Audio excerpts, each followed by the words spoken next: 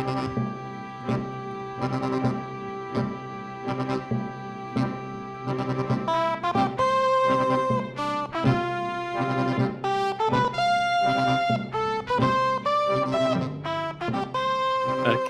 right. With that, let's nip on to our last bit because the time's getting on. We'll quickly go through it, and that is our Indiana Jones, our review of Indiana Jones and the Dial of Destiny. So yeah, Indiana Jones. You've seen it. I've seen it. I will look at. I went to see. Got tickets for the. I think it was the Friday. Went to see it. The cinema was sort of empty. It weren't full. There were a lot of people there. I went in my Indiana Jones hat and I sat down. The beginning bit, Chris, I loved. The beginning bit, I absolutely loved that whole 1940s bit. I could have seen the whole film like that. It was just great. There was that bit where people would go, "Oh man," you could tell as soon as he opened his mouth, there was an 80-year-old's voice coming out, and I thought, really? If I hadn't read that before, I probably wouldn't have noticed it in the film, but I did. But I didn't. I scooted past it. I loved it. I thought it was brilliant how they did it. There was a couple of bits that were like, in the bell tower. If you've seen it, you know what's happened with him in the bell tower. Now, but the other thing about it, right? Let me just whip that back to where in this trailer here. Right, that was it. There. Do you know when he hits Voller? Mm-hmm. Mads Mikkelsen. It's not Mads. It is Mads Mikkelsen. It's like they CGI'd his brother. Lars. Yeah, funny enough, right? They sort of CGI'd, de-aged Harrison Ford, but they de-aged Mads Mikkelsen. But his de-aging looked like they just did a smoother on his skin because he looked false. He did look false to me. I was kind of, you know what I mean? Like somebody put Vaseline over his face or something. It didn't look right, but everybody else did. But there again, Mads Mikkelsen doesn't look that old now, if you know what I mean. You know what I mean? So, but it was just kind of strange that they'd done so much on his face to make him even younger. And there's a scene in it on top of the train where he gets. There's a couple of spoilers here. It's been out a bit, but he gets knocked out, and you think that's got to have killed. That's got to have killed him, but he's got like a little scar on his head. But I liked him because it touches in. It sort of dips in and out. It sort of dips in and out of Project Paperclip. If you're ever interested in anything that happened in about the war, it's a real thing. You can Google it, Project Paperclip, where the Americans took the best Nazi scientists and you brought them to America. We did it as well. All the countries did it, and they helped to put a man on the moon. Now, they even reference that this guy, Voller, puts a man on the moon, which is it's kind of strange because it's the other guy, isn't it? Von Braun or whatever his name is, who put the man on the moon. But I thought he was great as a villain. I really did. I thought he was he had a really crappy ending, right? But as a villain, I liked him. I thought he was great, top notch. But the whole film, he had a tendency to turn up, at the right point, at the right places, even though he's got no prior knowledge of where they're going. But he seemed to just turn up. Do you know what I mean? Which got to me. I was thinking, what? Really? Now, there's an underwater scene I loved. There is some real touching moments in this film that, for me, story-wise, was like, Harrison Ford brought his A game with it, and there is some parts where he's truly heartbroken, and it's from the heart, and what he's saying, it's killing him. But to me, I don't know why the writers went down that route and put him in, because Kingdom, say what you say about the Crystal Skull, it had a fantastic ending to me. It had the best ending. Why they have to suddenly put that character in the crap? You know what I mean? To sort of like bring him back. I don't know why. They could have just said, you know, your kid's gone over here, but you know, they've killed him off. I'm going to say they killed him off screen because they don't like Shia LaBeouf. What happened to recasting, ladies and gentlemen? Why can they not just recast him? And his relationship with Marion, you know, and she's come on later in interviews saying that she feels like her character was underused. Same with the guy who plays Sulla. Anyway, so the film goes along, and there is some there is no end of action scenes, but it's very, very CGI heavy. All the action scenes are very CGI heavy. And it's even gone down to that point where you see it in the Fast and Furious, where two cars are speeding along a very busy street and they have time to look at each other and have a bit of a conversation. Yeah. Without looking at the road. You think, well, there's no stakes here. You know what I mean? Where, of course, I know everything's got to be CGI and practical to practical, but I put Indiana Jones is famed for practical stunts like that. You know what I mean? And you know, Indiana Jones is, I have to say, he is only a co-star in this film. He is not the main guy in this film. He's a co-star. Now, Horseface, Phoebe Waller-Bridge, I hated, didn't like her, could not stand her. She made my teeth grind. The amount of eye rolling I kept doing with her dialogue, did they write her like that? Did she put input to write her character like that? She was just mean. She was just such a mean person. She tried to get Indiana Jones killed 3 times. I mean, she really wanted him being killed, right? And she wanted to sell these artifacts. This, the Archimedes, the Dial of Destiny, she wanted to sell it. You know what I mean? Just get rid of it. And her arc all the way, literally to the end, was her wanting to sell it, and then she had to change her heart right at the end. I don't buy it. There was no character building of her to where from where she started to where she ended. Nothing.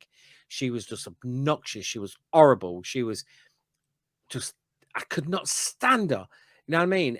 I think with a clever bit of editing, they could take her out of it by 50%. It'd be a better film.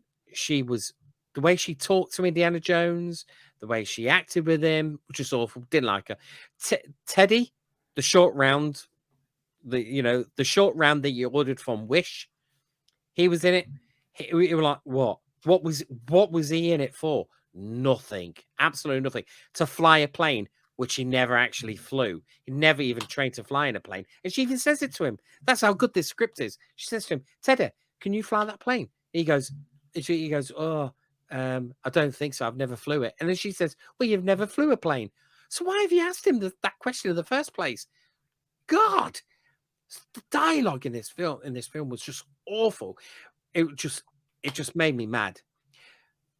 Now, there is some fantastic set scenes, I have to say. There's some really good scenes. And there's a scene where they find Archimedes' grave, his casket, right? And, it's all out there now. I mean, it's been, everyone knows about what the ending is and now it is with the time traveling and everything. And on the casket, you can see the dragon. They've done a dragon with propellers. And Horseface, she says, oh, if there's propellers on this dragon. And he goes, oh, yeah, well, yeah. And then they open up the casket and they see Voller's watch.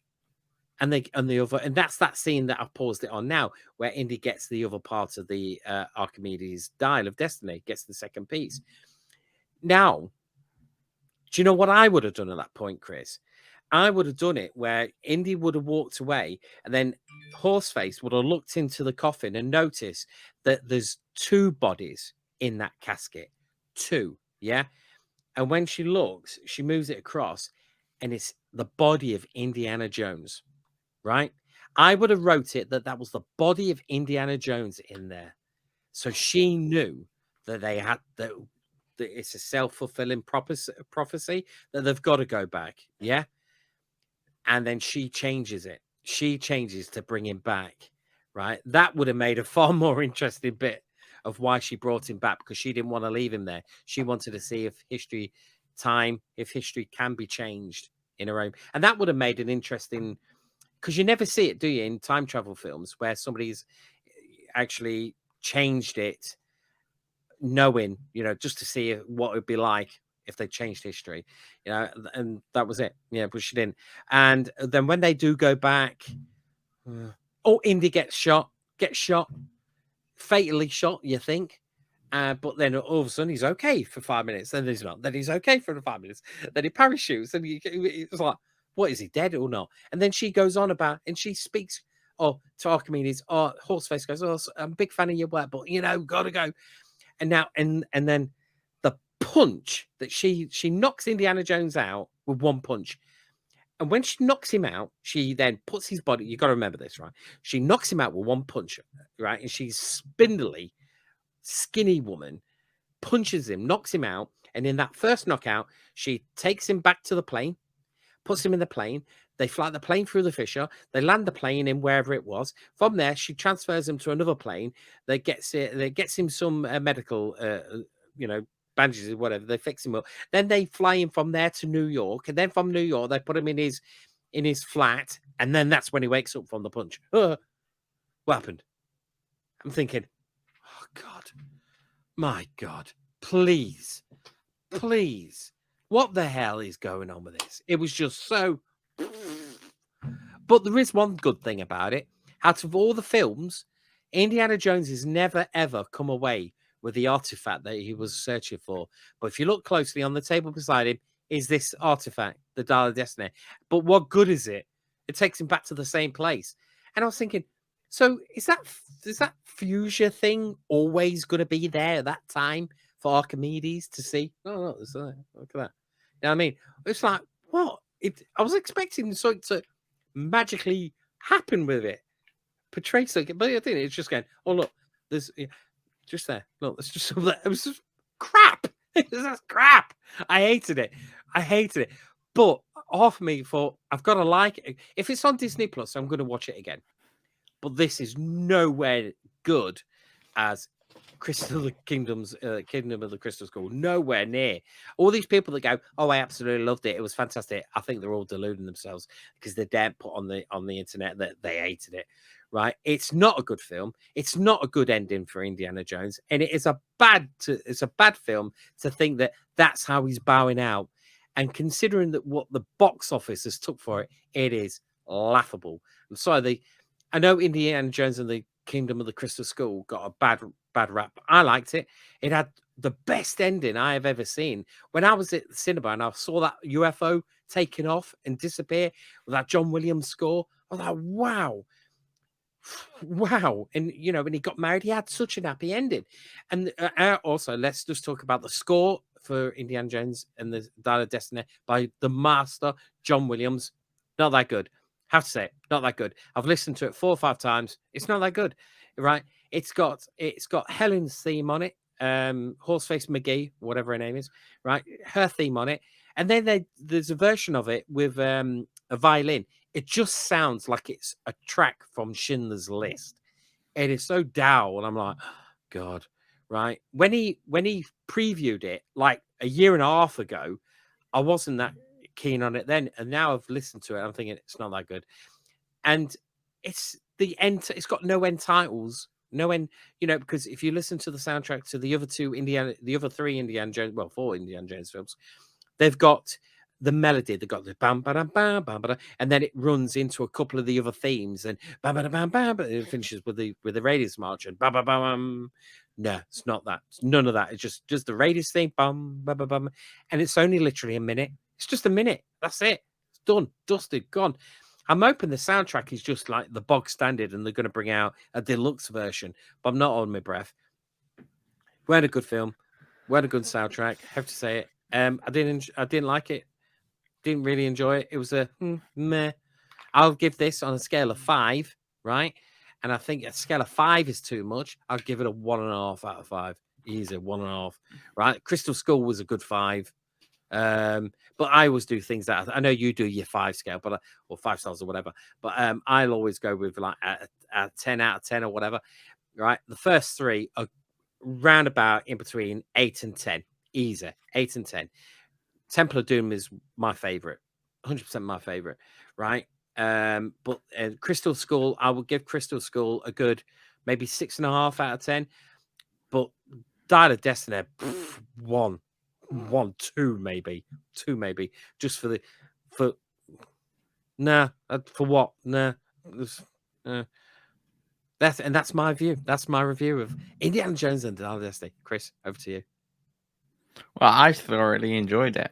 I thought it was the best Indiana Jones film since Last Crusade. Mm-hmm. My favorite parts. I really did enjoy Phoebe Waller-Bridge's character personally.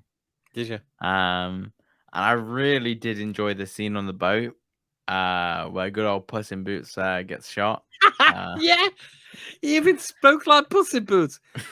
Really, Indy? It was like, wow. He's like, I was And like, then he shot him going, I do I'm admit, just saying, hey, you in shot Puss in Boots.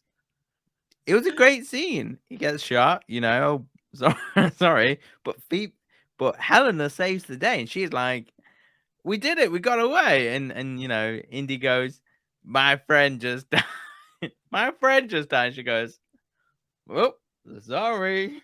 Yeah, she was, wasn't she? Yeah. I thought she was a good character.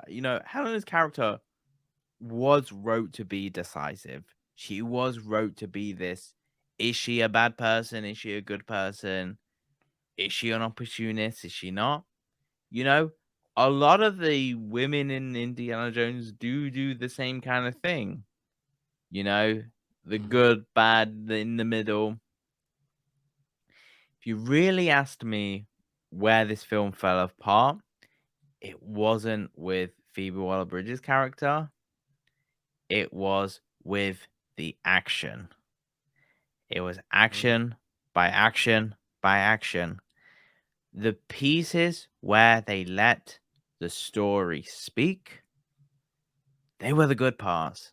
You know, when they had the airport scene with Indy, you know, when they had the boat scene with Puss in Boots, Mm. you know, when they actually let the actors speak, they were the great parts. The action scenes were great, but they could have just cut down on one or two of them, especially the Morocco bit. I could have, probably cut that one out. I think if you had one or two more scenes uh, with Matt Mikkelsen speaking about why, this was going on, and especially, really understanding Helena's character. What was she doing this for? Because at the start, it was very much, I'm doing this for my dad. Then it was, I'm doing this for the money. But by the end, it was, am I doing it for my dad again by Mhm. saving Indy? They really just needed to nail that of like, she wasn't ever really doing it for the money. She was doing it for her love of what her dad did, you know? And Mhm. I think that we can all have our personal opinions on certain actors and certain reasons. There was, bad parts of it, but at the end of the day, we got an Indiana Jones film. Yeah, Are we you did. not happy? You know? Was I not entertained? Exactly. You was entertained for 3 hours, even if there was bad parts. You know, it was still entertaining. You said yourself, you will sit down and you will watch it on Disney Plus. Mhm. That, to my level of opinion, is a higher mark than the Rise of Skywalker. Yeah, you got a point there. I won't watch Rise of Skywalker again.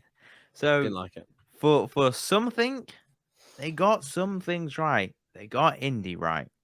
You know, they got the bad guy right. What they didn't get right was the balance of exposition and talking versus Mhm. action. And really, what my partner said best was the areas that needed more was around, the tomb of the ancient guy, around the Archimedes. reason, Yeah. explaining in plain English that the dial was always going to go back to this time. Mm. That's what the key scene at the end missed.